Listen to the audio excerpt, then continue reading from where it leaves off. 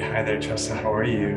I am so good. Thank you so much, Bill. I'm going to update my name here. I'm super excited to be here with you. Yeah, this is awesome. Okay, so great. Let's go ahead and get started. We got a couple people just popping in the room, and I'm going to invite everybody to be a panelist if you'd like. That's going to allow you to come on. We can have a little more cozy experience here. We are going to be touching into sort of for some of us, it can be a tender topic, talking about money, our relationship with money, and this can touch into a lot of things in our life and in our history and into our future. My name is Bill Hershey. I run Lifestream Business Services. I serve functional health folks with their business and ultimately support their deeper human needs. Of course, we all see we're living in challenging times economically, psychologically, and also in terms of physical health. And I think we can all see that functional health professionals play a really vital role in the healing of humanity. And yet, in order for functional health folks to be able to sustain and be able to serve in a stable, sustainable way for the long haul, I think we all recognize that we need to be financially stable in order to do that. We've seen what I've seen, and I think others like you, Tress, are seeing this too, that financial stresses, overworking, and burnout have been big problems throughout the healthcare industry, but also in the functional health industry, where it's maybe a little bit surprising because we as functional health professionals know the value of a balanced lifestyle. We know about stress. We know about these other things. Yet it's still a predominant problem. Sometimes it's easier to um, help others to an extent where we don't always fulfill our own needs, right? So, there's some folks out there doing really well in the functional health profession, but yet there's still a lot of folks who are struggling in spite of having amazing credentials, in spite of having amazing track records as healers. And what I found is that we can greatly empower ourselves through finding right relationship with money. We talked about this stress that we don't typically learn the money skills in school. Sometimes we don't get that from our family. We don't necessarily, we don't learn money mindset anywhere in today's society, which is funny because we're such a money driven society, right? So, we're going to talk through this a little bit. We're going to nurture those money mindset muscles a little bit and share a little bit. Tressa's going to share a little bit about her journey. And so we're going to see if we can face this up in an up close and personal way. So with this interview, we'd like to stimulate some thoughts and strengthen ourselves around this subject to ultimately more deeply integrate and heal in our relationship with money. So thank you, Tressa, for being here with us. It's an honor to have you with us here today. We had a conversation on this subject before, like I mentioned, and I love what you bring to the table with this. You've seen a couple different phases in life in relationship with money. So you've seen things when things are tight. You've seen things when things are flush. And I'd love to get some perspectives from you.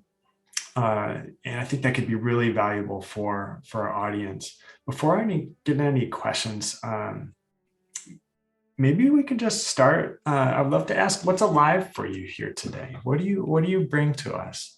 As Uh, we, yeah, Thank you. Thank you for that question. I have been presencing this conversation with you and with everyone since we first met. And what's alive for me today is that we have so much power in our full presence. And when we get scared, we have less. So it isn't just about, I'm going to call it the woo, because that's a common known term. It's not about the woo of manifestation, of wishing it to be true, of hoping and praying that it's going to happen. It's a combination, it's a combination of acumen. We have to know what we're doing. Also, right action. Also, the integrity to be the best version of ourselves as wellness practitioners, as healers, as therapists, as whatever we're doing.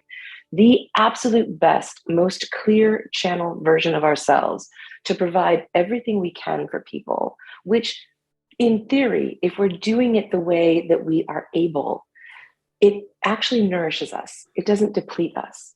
So when we are in our full presence, power, potentness, not just potential of us, but the potentness of us, offering, serving, giving as much as we possibly can, that's the place then where we can make the choice to know what we're worth, right? This comes back to, I think, a very universal self-worth wounding.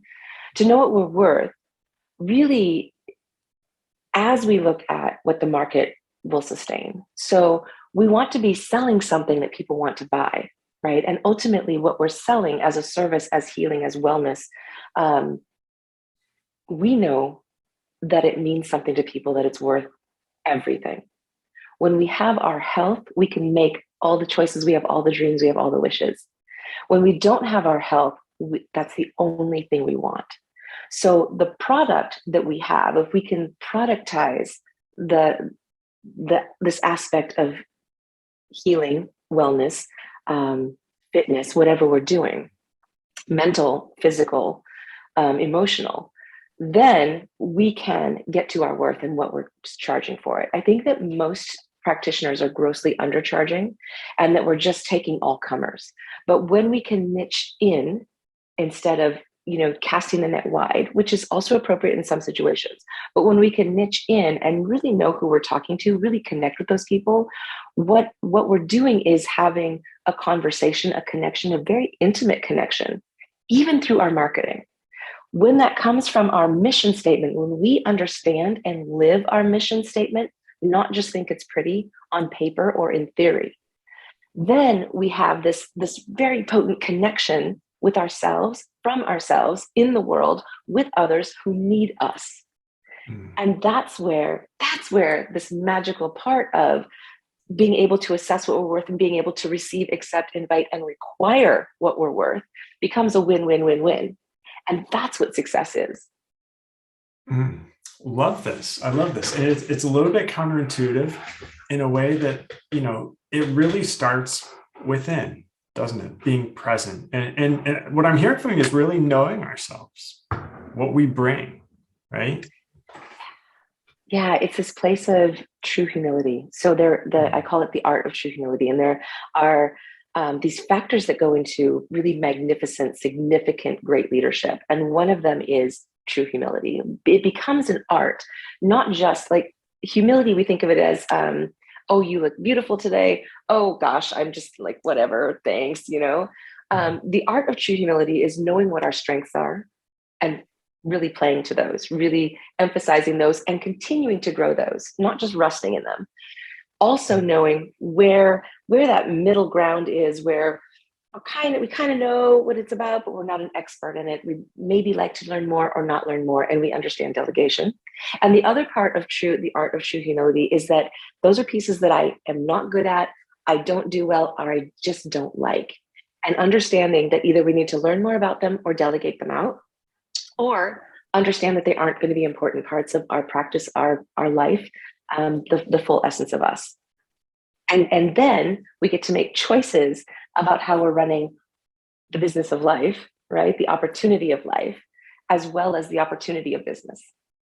Wow, I love this. This is really eye-opening for me. And I've thought about these things before, but I never really thought of it in terms of like a process, which is I'm starting to think of that. So what would that look like in terms of like really, what would be the method or the process of developing this art of humility, of really having an inventory and understanding of what those strengths and, if you call them weaknesses, would be to take that next step in shaping our business as a functional health professional?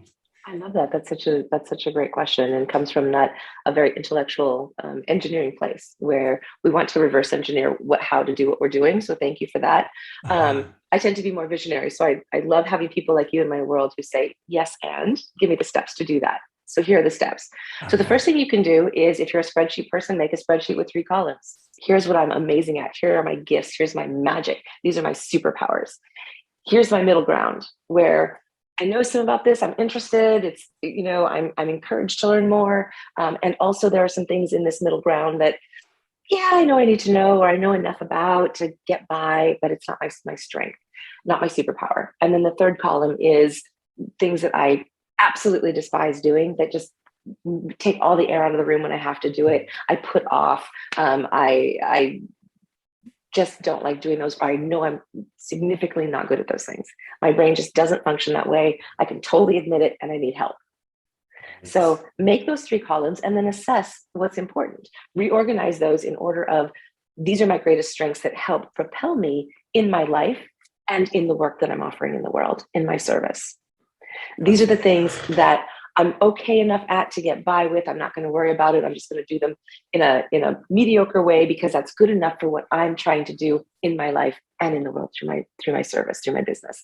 And then these are the things at the bottom of that list that, like, I'm not really comfortable not knowing enough about. I'm encouraged to learn more. And then everything else is in the column of, I need to delegate it or forget it. I love this.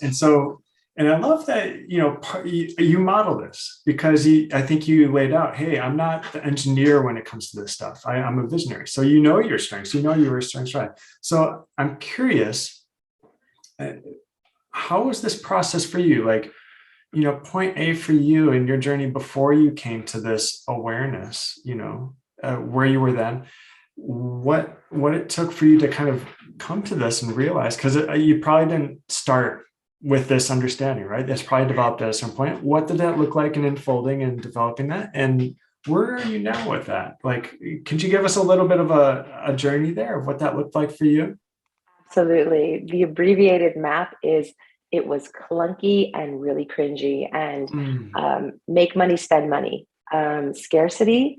I'll take anything and everybody, and then figuring out that I was working literally all but 4 hours a day. I was sleeping 4 hours a day. I was trying to be a wife and a mom to newly adopted older children. I had everything I could possibly want at certain points and more, and I've had nothing. So the short map is, I've been through all the stages. I've undervalued myself significantly, both in the corporate world, where I was really felt grateful to have a job doing something that I loved. Whether it was physician liaison, whether it was speech pathologist, whether it was clinical coordinator, administrative, any of those things. I've always been really happy to be industrious.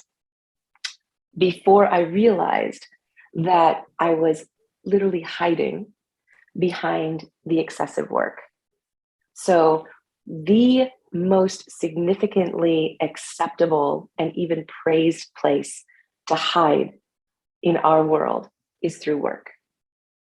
So if I want to avoid understanding who I am, what I like, what's not going right in my life, any of those things, I can funnel all of that time and energy into my work, and people are going to say, you're amazing. You do so much. You work so hard, all of those things. So I think that's a good place to check in when we're talking about abundance, is how do you really want to work smarter? Do you really make a commitment to working smarter and not harder, so you can live a more full life that your work and service is a part of, from your mindset, heart set, soul set? Or do you actually want to stay hiding?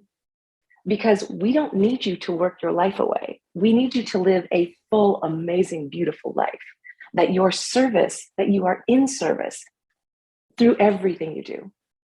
Whether that's being openly friendly, not you don't have to sing songs and say hi at the grocery store, but not being closed off in the world, because you have a personal practice of knowing who you are, being in your full presence, understanding what psychological safety is, being appropriately vulnerable, being in right action, being trustworthy, all of these things that make us amazing leaders in our lives.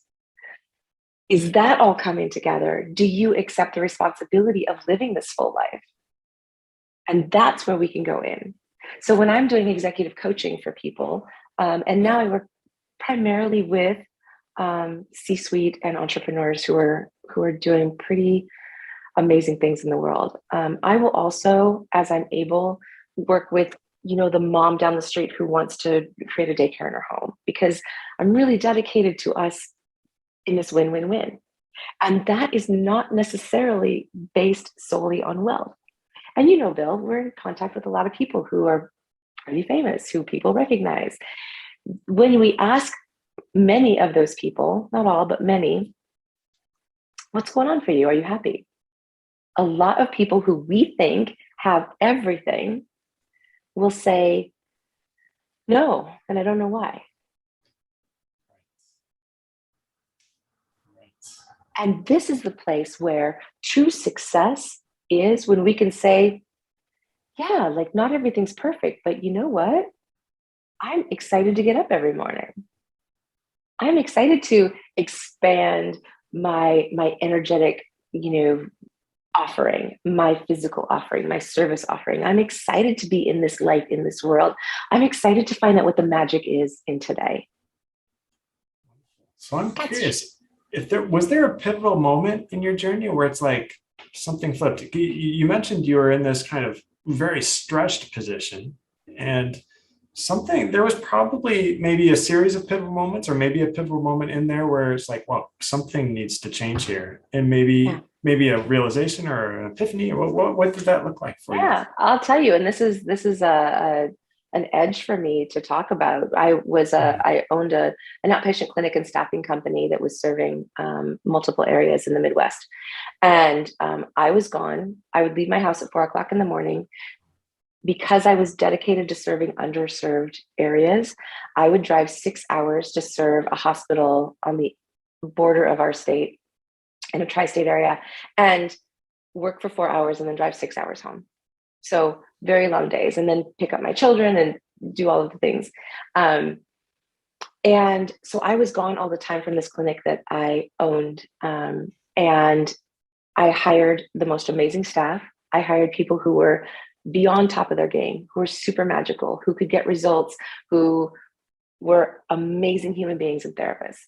And for some reason, because I wasn't there, the human brain does funny things to us.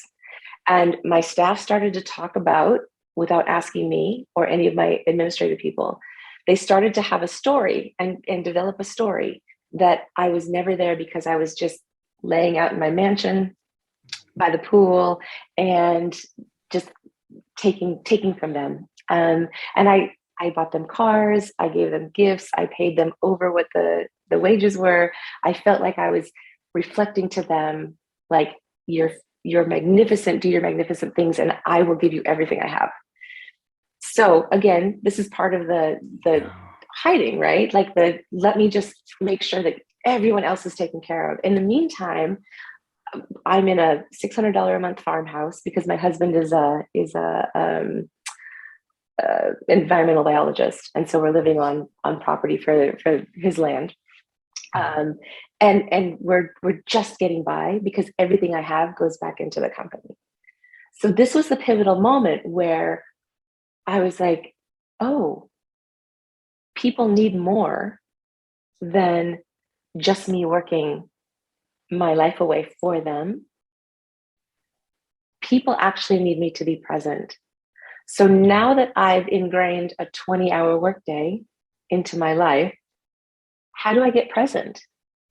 What do I like to do? What are my hobbies? If I'm going to get present, what needs to change? And the fact that came crumbling down and I had to scramble to save it, the only thing that kept me like able to sleep at night was that I knew I had been in integrity. I had done everything in integrity. And there was, like, even though other people were not understanding that and wanted to keep their stories, I had that. So the integrity piece to me has always been foundational. The pivotal piece in that became over time and looking back over it, because at the time I was just like, what is happening here? Like, to be called out on my integrity when I've built everything I have on integrity. What's the lesson here?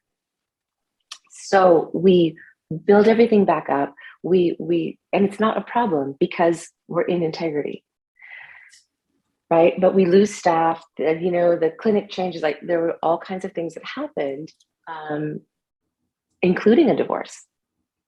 including my husband saying, well, if other people don't believe in you, are you doing something that, what's happening? And I was just like, oh my goodness. And that wasn't the only thing, of course, we'd grown apart over time, but all of these things, all of these, what you would consider like crumbling away, like the tower card. Right. This was like, what? So, but instead of seeing myself as sitting in rubble, I saw myself as sitting on the rest of what is. So this is where we're at. This is what we have. Now, what do we do? And how do I want to live? So I made some changes and I had to figure out what I like. What are my hobbies? I never had hobbies. I never took a vacation day when I worked for anybody or myself. I never took a sick day. And I prided myself on that. And now I'm like, oh my God, I wasted literally 4 decades of my life working full time since I was 14 to have the safety of money. And that's just a piece of it. So when we stop groping elegantly or not elegantly to have money as our safety, when our lives are full and money is a part of it, this is when money comes more easily and not magically. But when I'm trying to sell you something, when I'm desperate for you to say yes, like you can feel that. And you also know when I'm like, I am really freaking good at what I do. Here's my offering. If this is what you need, I'm the one to come to. That's a different call out. Right. So, yeah. Totally.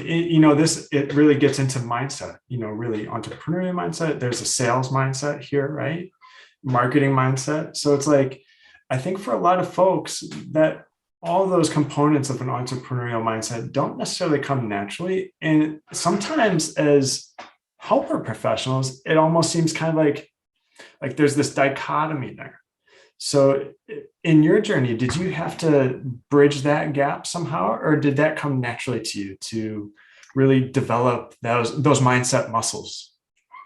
I had to learn. I've had amazing mentors. I continue to learn. I continue to seek out amazing mentors. I believe that you sit in that space of learning and mentoring beautifully. You help people get this. You help people understand this. And we all have so many facets to this perspective that we create. I had to absolutely learn it, and I had to learn the hard way. So I did the things where I had the right car, the right boots with the right color on the bottom, the right clothing labels, all of those things. And I did that for like a year and a half. And then I went, I am no more happy than not advertising labels for anybody when I move around in the world, and like not worrying about if my car gets, hit in the parking lot or somebody opens their door on me. Like I don't want those worries. Some people love that, and that makes them feel more powerful. And that's awesome. I have absolutely no judgment for what you want in your world that helps build not the infrastructure, but the scaffolding, right? The infrastructure is not material, but the scaffolding certainly can be. So if your version of a beautiful home is the view you have and you live in a cottage, or if you need to have a giant home, and all of those things are fine. Just let's have them from knowing that we're fully resourced and not from a need to be seen as of something. Right? And then it becomes part of the fun and part of the play and part of the dance, and not part of the groping. How does one what do you suggest, or what's worked for you to do this sort of deep money work where we're able to form this right relationship? Yeah, thank you. I think you could answer that too.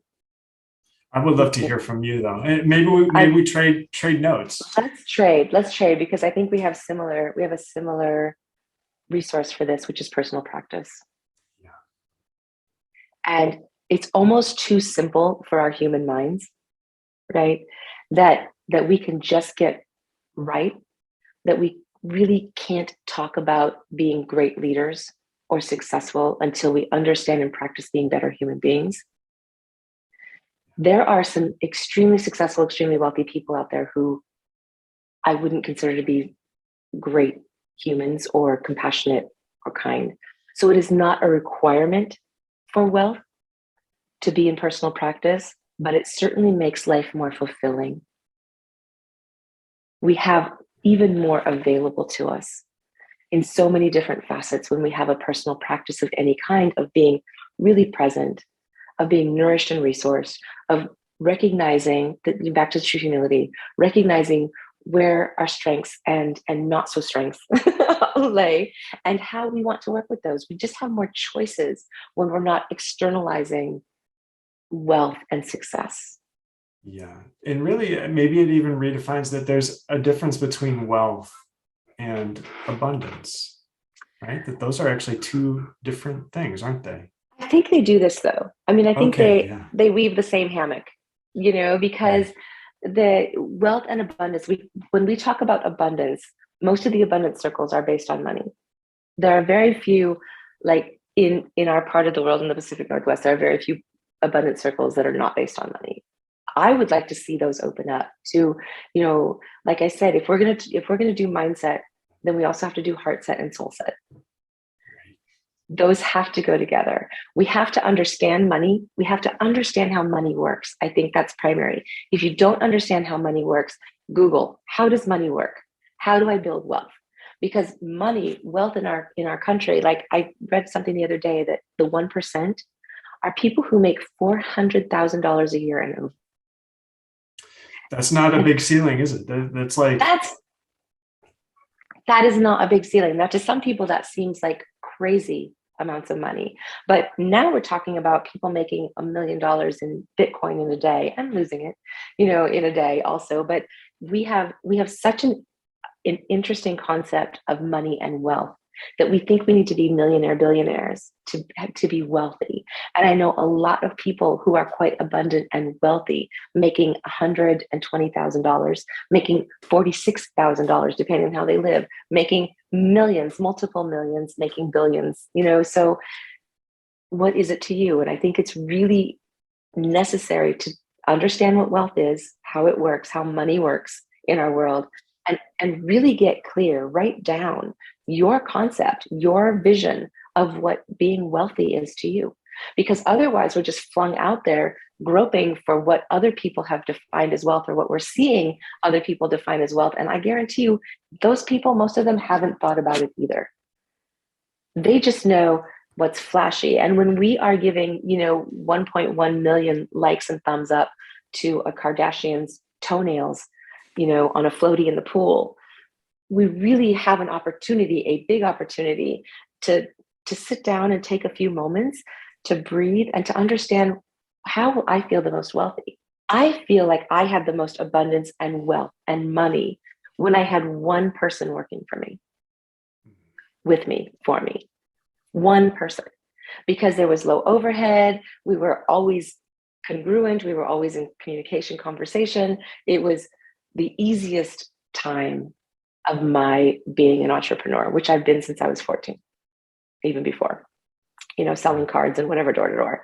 So get really comfortable what wealth is to you, and be ready and able and willing to check on that, put it in your schedule, to check on that and recalibrate that often. Yeah. I mean, mindset, heart set, soul set, I recalibrate that probably 1,000 times a day now, often without checking in. But I actually set alarms for myself on my phone. Nice. Okay. And that's the practice that you That was related to. and I would, one of them, that's one tool, so that I could come back to it, that I could be like, damn right, what are my thoughts? What am I thinking? Are they helpful to me? What do I want to be presencing? Because where we put our energy, things move. Right. So we're borrowing from quantum physics there, but where we put our energy, things move, because we're attentive to that, and it's proven by, I'm gonna get a shiny, sparkly, glitter covered VW bug from 1969 VW bug, and all of a sudden we start seeing glittery, shiny bugs from the 60s, early 70s, and do they even exist before that? So where we put our energy, our thoughts, things move. Now, can we recognize that our thoughts don't control everything, and also know that we need to be resource, heart, and I'm going to say soul, but you can use whatever word you want to use there. Is our whole system energized and nourished, fulfilled by this vision of what wealth is. Now that we have this vision, this creates the top of the map. We draw a circle and we draw the stepping stones to live this vision. And we might recognize that we're already living parts of it, big parts of it, a lot of it. What are the stepping stones now? Because very little is linear in life. Right. Then we draw little circles and we go, okay, here are the things that I can be doing every single day. I'm going to do at least one of these things toward this vision of what my full life is, that includes abundance and wealth. Why is it that financial health is so overlooked in our society? That's a great maybe question. Maybe even in the functional health world as well. Those are both great questions. And my immediate thought is financial health is overlooked because we're groping for being rich. And so we want to skip the parts where we need to learn how money works. We want the path of least resistance where we're just an influencer. Some people can do that, absolutely. But in health and wellness, we actually provide a service. So now we have to come back to, are we really providing are we lit up about what we're doing and how we're doing it? Are we lit up? Because that's going to resonate through everybody we work with. And that's where people start telling other people about us. That's where our business starts to grow. How are we talking to our referring base? Are we lit up when we're talking about our referring base? Are we getting outcomes for them, those people that refer to us, physicians or other resources? Are we getting the results for the people that are referring to us, that we can be, thank you so much for that referral. This person that you referred is now doing this, this, and this. Your referral changed their life, right? Your referral to me changed their life. Thank you. And then we're asking our patients, our clients, to also send a thank you note, send a text to the person who sent you to me, because their referrals, your referrals, mean everything to me and keep me doing what I am lit up about. Right? So that's like our organic marketing will set us free, and it requires us to be lit up and resourced and in a personal practice that brings that to us. Why is it overlooked? Because it's not the path of least resistance, right? Learning about finances is hard. It makes my brain a little twitchy. I go through several cups of matcha sitting down and having to be like, okay, I'm going to take this in today. And it's one of those middle ground pieces where I wish I could put it in the third column and just have somebody else do it for me. Right? With you, I do bookkeeping and finance work, and doing my own bookkeeping and finance work is really, really painful and difficult. It's almost like doing a self-surgery sometimes. Right. Yeah, I definitely hire that part out, but I still need to understand how money works. So I'm not constantly in fear or in scarcity from not understanding. Once I learned recently even how money works, I went, oh, is that it? That's the only difference between everybody and everybody else, is just this concept and understanding. And why is it kept coded from us? It's not. It's just that we perceive that we're not smart enough, we're not worthy enough. We're not from that. I wasn't from money. I mean, I was middle class. I wasn't hurting for anything, but I'm not from the levels of wealth that I now play in. But the only difference is knowledge and action. Those two things have to go together. Knowledge and action. When you put knowledge and action on a foundation of presence and personal practice, like what? Nothing can hold you back. I love how you broke that down. Knowledge and action on the basis of personal presence. That's it. That's it. And that's the work that I do in consulting with people from the stratospheres, what we would consider phenomenal success and wealth, all the way through all the variations of what success and wealth are for all of us. And we all have the same issues, like, why am I not happy? What am I not doing right? Why is this not building? Am I going to wake up with the next great idea tomorrow? All of those things we hear across humanity, who wants to be in service, who wants to grow. Amazing. And this gets a little bit into like the future. What could it look like? What could the future of, say, functional health look like with, you know, a more healed or more fully healed place, you know, of having done the money healing work, you know, or even if money healing work was offered as sort of a commonplace offering in the functional health world, what could that vision of society, what might that look like? It can look like your practice running so effectively and functionally through your mission that you're able to expand your practice, that you're able to, franchise out your practice, that you're able to be an expert in your field, in practice development, in all kinds of things. Dr. Lance Knaub, Knaub, comes to mind as someone who did that. Dr. Thaddeus Gala is another one. Built functional medicine practices, physical therapy practices, chiropractic practices, and then understood business and money and people and scaled those out while keeping the heart, mind, soul of what their responsibility in service is. And those people, if we look at what they've done and deconstruct it and have those people as mentors and consultants, then we go, oh, that's all I needed to do was change my mindset around how this needs to look and be able to train other people to do what I do and to use the language that I use so that we keep our branding significantly intact. That's all? Well, okay. Nice. I love it. Yeah, we met actually at one of Thaddeus Gala's events, the Guardians. And so, yeah, it's wonderful to have connection with these folks who've done it. We don't necessarily have to reinvent the wheel. Please don't reinvent the wheel. There are no wheels to reinvent. Like all the music has been conceptualized and sung. We're just riffing on it, Right. like all the yoga has been created in the world, for tens of thousands of years, like 10,000 years. Like there is nothing to recreate. There is only to learn and to expand our system. And the potential from there is beyond. We don't even know. I think, Bill, that you and your viewers and listeners and I have collaborated on the actual framework and steps for a more fulfilling life, more fulfilling work within that life, and even the potentiate of more fulfilling love within that life. Because these things that we've been talking about all help us to be more resonant, successful, creative, visionary to the extent that we're visionary, connected, in service human beings.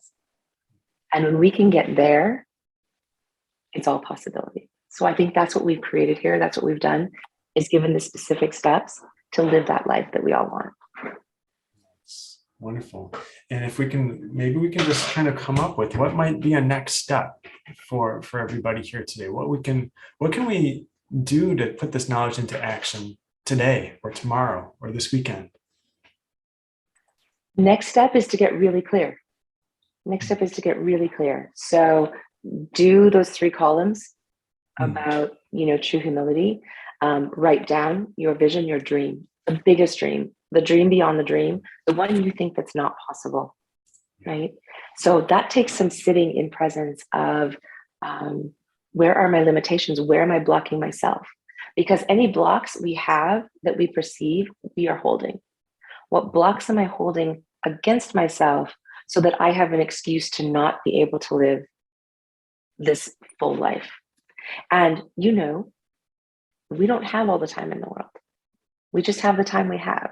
So getting really clear about how do I want to live from this moment forward, recalibrating all the time, rechecking in, represencing. How do I want to live from here on out? What does my life look like? It's not necessarily vision boarding, but that can be part of it. But what do I want my life to look like? And what are the stepping stones to get that dream? That's Steve D. Sims calls it stupid. The stupid dream, right? The stupid ask that we think is like impossible, but there's nothing really that's impossible. We have circumstances that we might need help with, whether that is being someone who has been undervalued, underprivileged, underserved, literally held back by societal, machinations and systems. Then we can say, hey, this is where I'm coming from. I need help. Right. And that's where we all want to step in and show up and say, I see you, I got you. Let's do this thing together, because all boats rise. Yeah. And that's from mentor and friend Mariah Brown. And we're in this together. Can we get over ourselves and our desperate need to have something to cling to, so that we can be in belonging and inclusion and connection and the psychological safety, and be amazingly wealthy, abundant, successful in service? Yeah. Love it. Amazing, abundantly successful in service. That resonates. That very much resonates.